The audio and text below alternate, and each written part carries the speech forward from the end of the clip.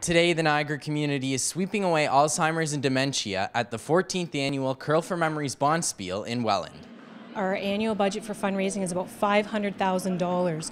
So this is one of the 3 events that we do run throughout the region, and we've been running this year since it started in Welland.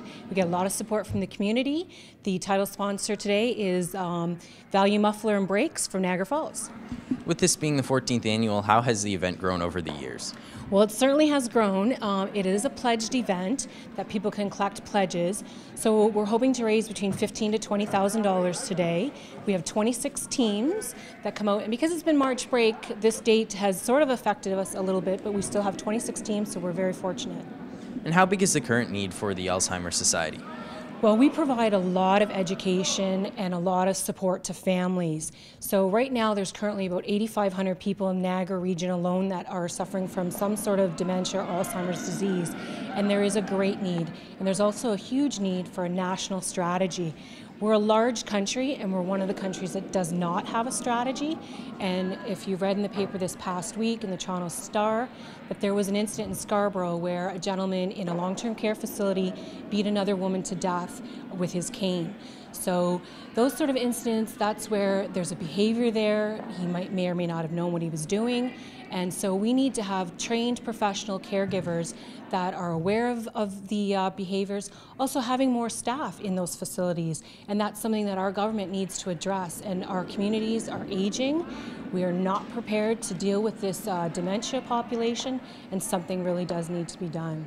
Today's event brought out 2-time World Seniors Curling Champion Gloria Campbell, who is using her experience to chair this year's event.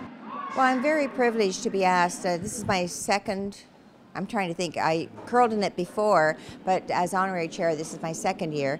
And I'm just happy to try to help out wherever I can. And I don't know whether people are aware of the situation with early onset Alzheimer's, the programming that's involved with that.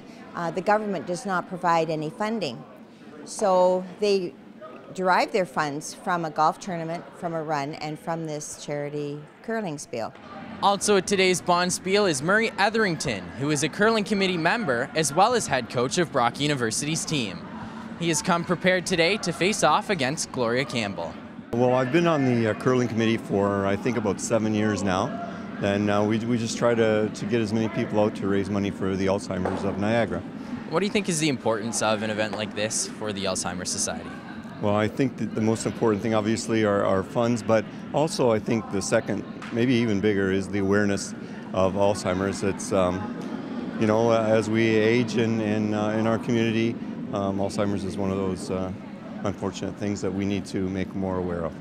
We have some government funding at the Alzheimer's Society, but all our early stage programs are not government funded. That's primarily where the fundraised dollars end up. And those programs are growing by significant bounds, leaps and bounds. So we've expanded to have wellness programs and day programs.